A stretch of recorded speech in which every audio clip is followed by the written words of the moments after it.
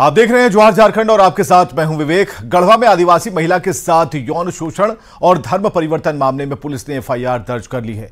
आपको बताएं कि आरोपी मुखिया इजहार के खिलाफ पुलिस ने केस दर्ज किया है। तो पूरे मामले को लेकर बीजेपी ने हेमंत सरकार के खिलाफ मोर्चा खोल दिया है। का धर्म परिवर्तन, महिला के साथ यौन शोषण का आरोप। 20 साल से महिला हो रही थी यौन शोषण की शिकार। आरोपी मुखिया इजहार पर एफआईआर। हेमंत सरकार के खिलाफ बीजेपी का हल्ला बोल।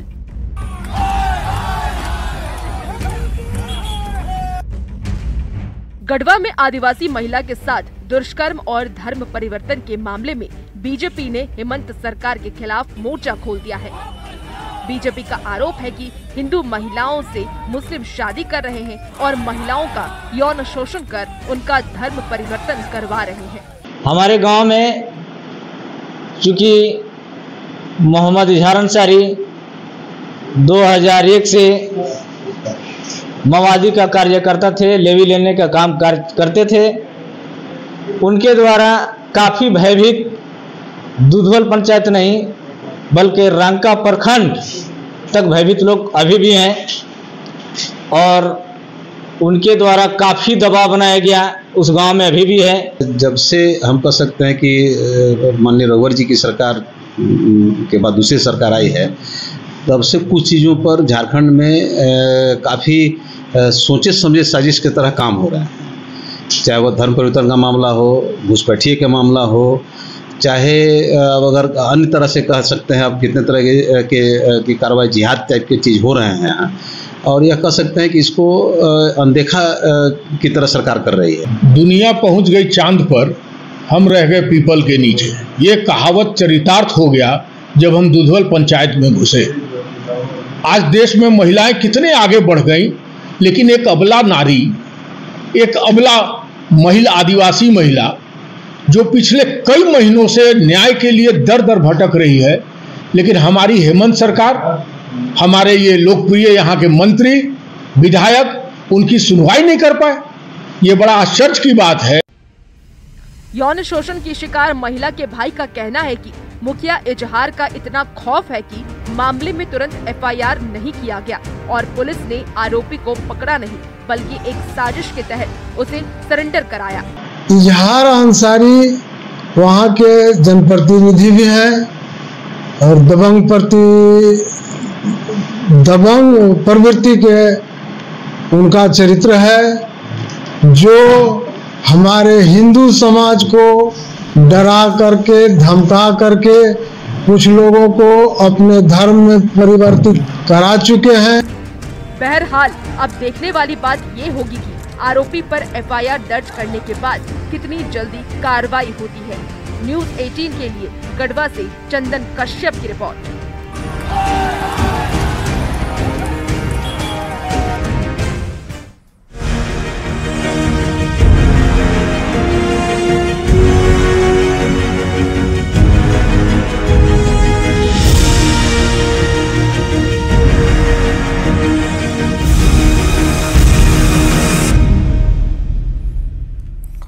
झारखंड में एक हफ्ते से ज्यादा से उत्पाद विभाग में सिपाही की बहाली के लिए दौड़ हो रही है और इस दौरान तबीयत बिगड़ने से अब तक 12 अभ्यर्थियों की मौत हो चुकी है। 100 से ज्यादा बीमार होकर अस्पताल में पड़े हैं और इसके बाद जांच केंद्रों पर पर्याप्त सुविधा के निर्देश दिए गए हैं। बावजूद इसके हजारीबाग के पद्मा में अभ्यर्थियों को कई परेशानियां हो रही हैं। अभ्यर्थियों के घर वालों का आरोप है कि पीने के पानी तक की व्यवस्था नहीं है। रात में ही अभ्यर्थियों को कतार में खड़ा कर दिया जाता है, जिसके लिए रात के 3 बजे से ही पद्मा गेट से करीब 1.5 किलोमीटर तक पैदल चलना पड़ता है। अंदर कुछ खाने पीने के लिए ले जाने पर मनाही है और अंदर कोई व्यवस्था भी नहीं है, जिससे भारी परेशानी है।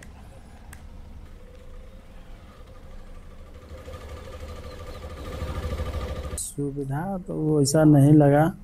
अब बच्चे लोग भी बोल रहे थे कि मैंने अच्छा नहीं लगा सुविधा।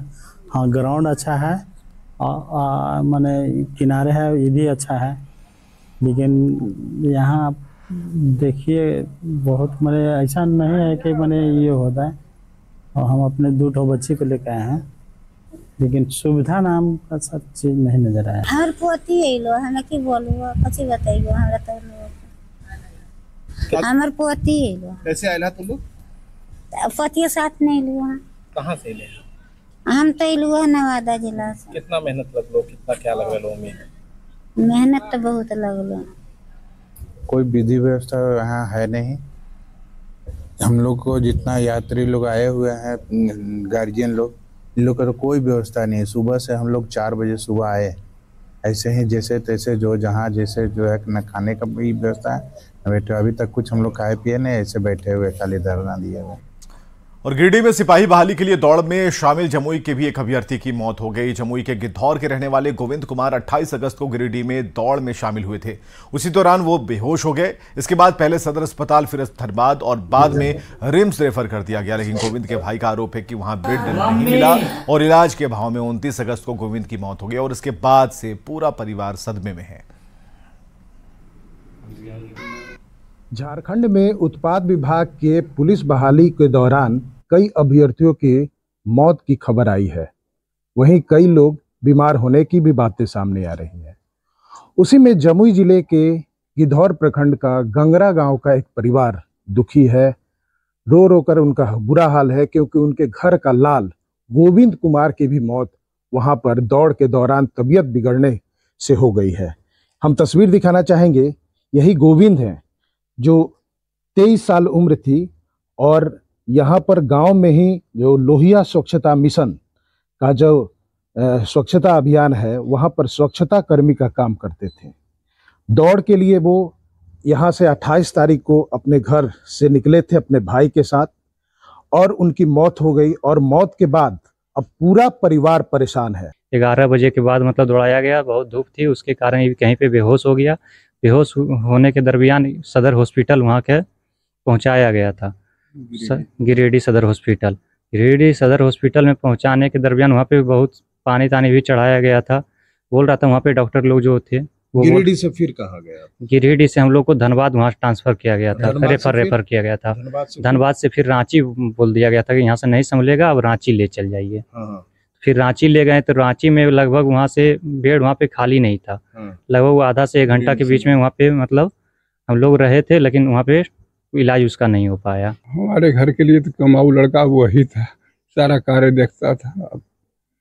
अब हम उसके बिना तो एकदम अब अधूरा हो गए, बेजान हो गए। अब कैसे घर चलेगा तो कोई पता नहीं। हम तो चाहेंगे सरकार से मुझे कुछ उसके बदले मुआवजा मिले, उसके बदले इसे नौकरी मिले। हम तो यही चाहेंगे सरकार। देख सकते हैं कि किस तरह से बहन, चाहे माँ, चाहे गांव वाले जो हैं, सबका रो रो कर बुरा हाल है। और एक ही मांग हो रही है कि इन्हें मदद मिल जाए, मुआवजा मिल जाए, क्योंकि घर का वो कमाऊ सदस्य था और साथ ही एक अरमान था कि वो झारखंड में उत्पाद विभाग में किस तरह से पुलिस की नौकरी पाले। केसी कुंदन, न्यूज़ 18, जमुई।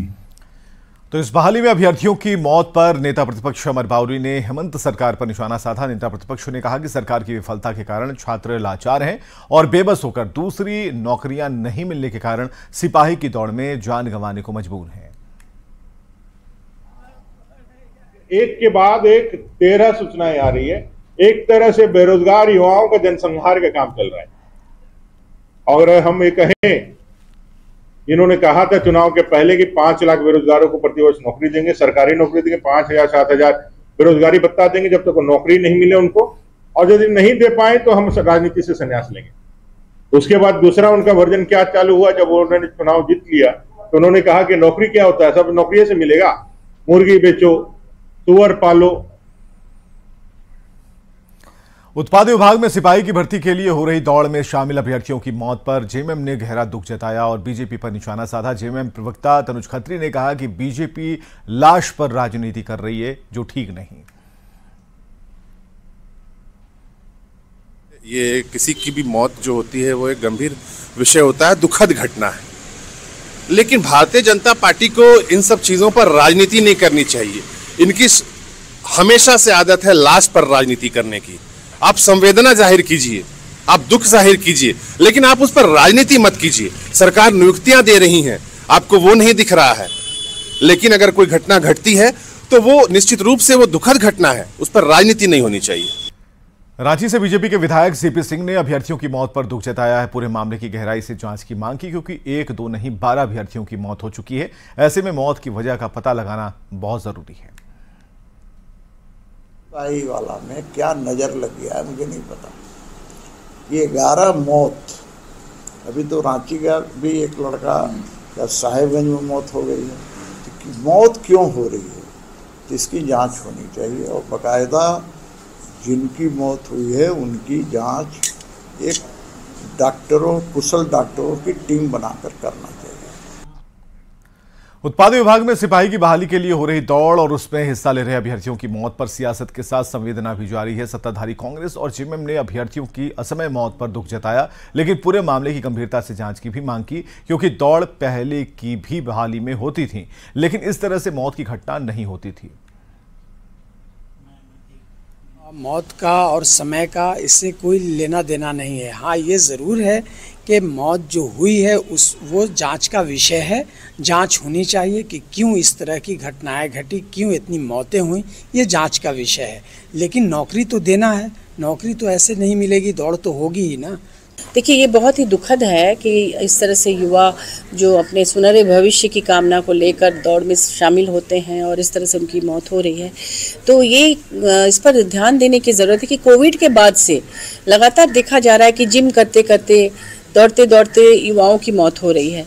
तो मुझे लगता है कि इस तरह के दौड़ के पहले गहन स्वास्थ्य जाँच होना चाहिए हर एक कैंडिडेट का, कि वो शारीरिक रूप से स्वस्थ है या नहीं है, उसके बाद ही उसे दौड़ में शामिल होने देना चाहिए। निश्चित रूप से कोई ना कोई गड़बड़ी है, क्योंकि पहले भी सिपाही दौड़ होता था, उसमें सभी दौड़ते थे, लेकिन इस तरह से मौतें नहीं होती थी। तो दौड़ में शामिल एक युवक की इलाज के दौरान रांची में मौत हुई और युवक दीपक कुमार का मेदांता में इलाज चल रहा था। चुआंगी हवाई अड्डा मैदान में दौड़ते वक्त वो बेहोश हुआ था। इसके बाद उसे 30 अगस्त को ही रांची के मेदांता में भर्ती कराया गया था। इसका दौड़ था 28 तारीख को और वहाँ ये दौड़ना चालू किया है 10:30 बजे से।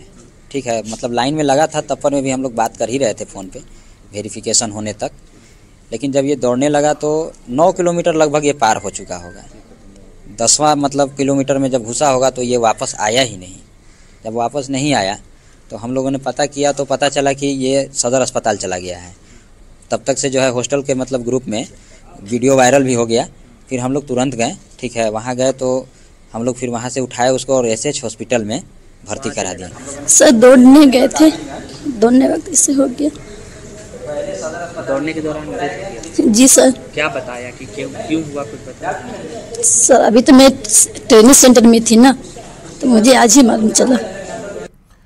झारखंड में उत्पाद विभाग में भर्ती के दौरान हुई अचानक मौत को लेकर सीनियर कार्डियोलॉजिस्ट का कहना है कि आजकल आम हो गया है कि एक्सरसाइज के दौरान कार्डियक अरेस्ट हो रहा है।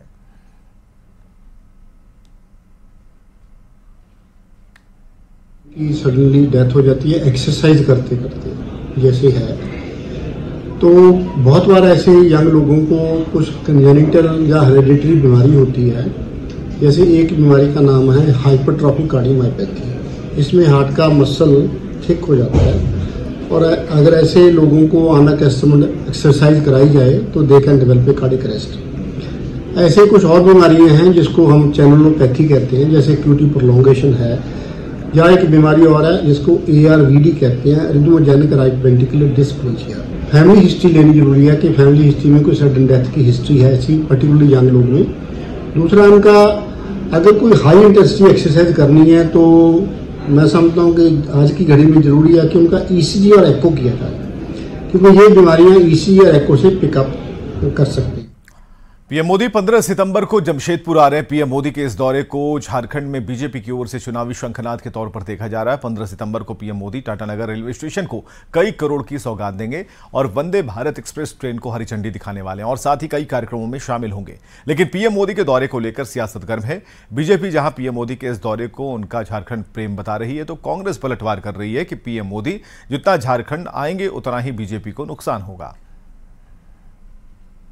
बहुत प्यार करते हैं, झारखंड से लगाव है और यही कारण है कि जब भी कोई योजना, चाहे आयुष्मान भारत की योजना भी लॉन्च किया तो झारखंड से लॉन्च किया, जनजातीय गौरव दिवस के किया तो खूंटी से किया, तो मैं ये कहूँगा कि झारखंड से बहुत सी योजनाओं को लॉन्च करते हैं और झारखंड को बहुत सा केंद्रीय सहायता राशि भी देते हैं। तो हम लोग तो ये चाहेंगे झारखंड वासी होने के नाते कि मोदी जी बार बार रांची आए, झारखंड आए। प्रधानमंत्री जी चुनावों में भी झारखंड आते रहे हैं। 12 सीट था, प्रधानमंत्री जी का दौरा हुआ, भारतीय जनता पार्टी 9 सीट पे सिमट गई। अब 28 सीट है भारतीय जनता पार्टी का विधानसभा में। प्रधानमंत्री जी आ रहे हैं, हमें लगता है कि 10 सीट पर भारतीय जनता पार्टी सिमट जाएगी। तो स्वाभाविक तौर पे ये पहला दौरा नहीं, हमें लगता है कि प्रधानमंत्री 1-2 दौरा और कर लें। तो 1-2 दौरा जब और कर लेंगे तो कहीं ना कहीं भारतीय जनता पार्टी शून्य पे चली जाएगी। 15 सितंबर को पीएम मोदी का जमशेदपुर दौरा प्रस्तावित है। ऐसे में पीएम के आने से पहले ही पॉलिटिक्स जारी है। जेएमएम प्रवक्ता तनुज खत्री ने कहा कि पीएम मोदी जितनी बार झारखंड आएंगे उतना ही जेएमएम मजबूत होगा। वो जितना झारखंड आएंगे और झारखंड आके जितना झूठ बोलेंगे उतना झारखंड मुक्ति मोर्चा और इंडिया गठबंधन की वो मदद करेंगे। वो करते तो कुछ है नहीं, सौगात की घोषणा करते हैं झारखंड से, लेकिन झारखंड को मिलता क्या है? अभी तक झारखंड का हजारों करोड़ का बकाया है, उस पर कोई बोलती नहीं निकलती है। आदिवासी सरना धर्म कोड जो केंद्र की सरकार जिस पर चुप है, उस पर कुछ नहीं मोदी जी बोलते हैं। और मोदी जी आदिवासियों की बात करते हैं। 5 ट्राइबल सीटों पर यहाँ की जनता ने आपको सबक सिखाया है। झारखंड में विधानसभा चुनाव को लेकर बीजेपी एक्टिव है और रांची में आज बीजेपी कार्यालय में चुनाव समिति की प्रदेश स्तरीय बैठक होगी। इसमें झारखंड चुनाव सह प्रभारी हिमंता बिस्वा शर्मा शामिल होंगे। मीटिंग में झारखंड बीजेपी के सभी बड़े नेता भी मौजूद होंगे। बैठक में चुनावी मुद्दों पर चर्चा होगी और ऐसा माना जा रहा है कि उम्मीदवारों के नाम पर भी मुहर लग सकती है। ये एक चुनावी प्रक्रिया का एक अंग है, क्योंकि किसी भी पार्टी में जब चुनाव समिति की बैठक होती है तो उसके कई स्तर पर बैठक होती है। ये प्रदेश स्तरीय बैठक है। तो आम तौर पर जब चुनाव के लिए बैठक होता है तो ये लोग शॉर्ट लिस्ट करते हैं नामों का। तो अब बैठक यहाँ पर प्रदेश की हो रही है। अब यहाँ के बाद फिर अलग से फिर एक छोटी बैठक होगी। झारखंड के राज्यपाल संतोष गंगवार आज चाईबासा दौरे पर आएंगे, जहां वो ग्रामीणों के साथ संवाद करेंगे। साथ ही साथ राज्यपाल एक पेड़ मां के नाम अभियान कार्यक्रम में शामिल होंगे। आपको बताएं कि राज्यपाल संतोष गंगवार 3 बजे तक चाईबासा पहुंचने वाले हैं।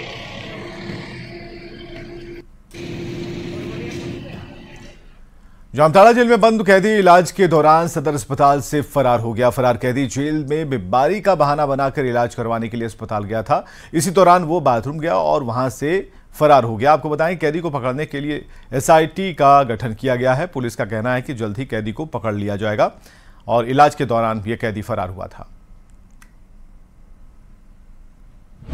8/10/24 को एक केस हुआ था जिसमें कि प्रकाश साहनी नामक व्यक्ति को हम लोगों ने जेल भेजा था और उसने कल 31 के शाम को बीमारी का बहाना लेकर सदर अस्पताल में बीमारी का बहाना लेकर इलाजरत था। इसी क्रम में बाथरूम जाने का बहाना को लेकर जो है वो पुलिस अपेक्षा से भाग गया है।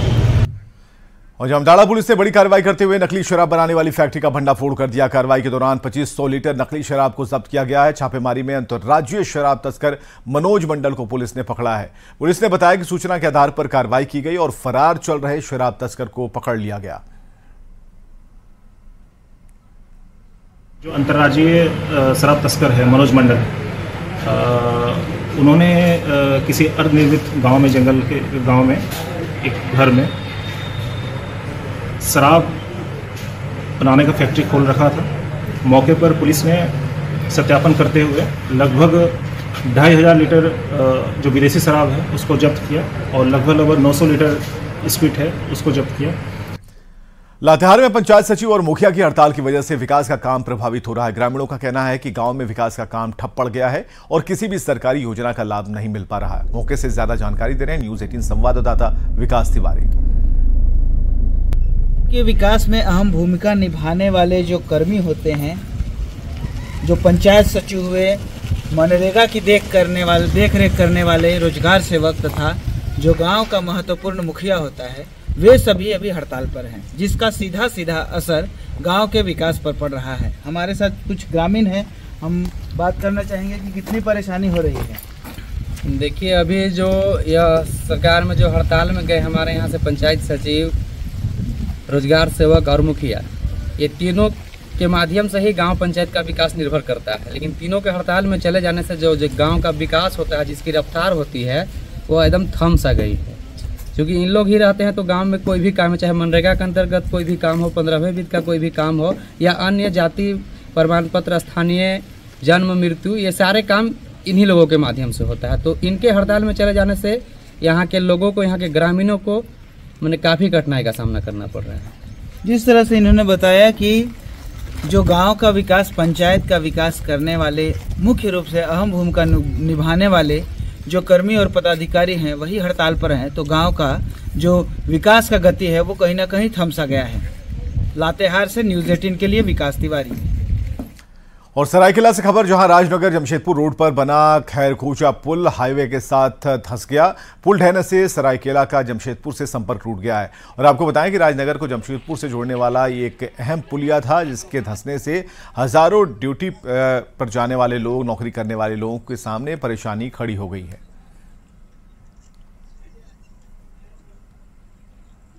गाड़ी जा रहा था बालू लेके, हम सब पीछे था। जब बालू गाड़ी पार हो गया ना, हम पीछे से पार कर रहे थे, हम आराम से ही जा रहे थे। अचानक से धंस गया, हम पार हो गया था, अचानक से धंस गया ना, तो हमको भी लगा कि क्या हो गया, हम तो पूरा ये हो गया, पूरा हड़बड़ा गया। तो मेरा पीछे भी और एक गाड़ी था, वो देखा, भाग गया। हम घटना रात को 4 बजे हुई है और पहले से ही थोड़ा गड्ढा हुआ था यहाँ पर। साइड से अगर हाईवे से पार करता तो ऐसा हालत नहीं होता। और ओवरलोड भी बहुत चलती है गाड़ी सब रात को। जैसे प्रशासन हम लोग का ध्यान नहीं देते हैं, सब में ओवरलोड गाड़ी चलती है। और रास्ता के पुलिया थोड़ा क्षतिग्रस्त था पहले से ही। गुमला के पालकोट प्रखंड में जंगली भालुओं का आतंक देखने को मिल रहा है। दरअसल जंगल में भालुओं ने 2 ग्रामीणों के ऊपर जानलेवा हमला किया। घायलों को इलाज के लिए अस्पताल में भर्ती कराया गया है। मौके पर पहुंची वन विभाग की क्यूआरटी भालू को ट्रैक करने में जुट गई है।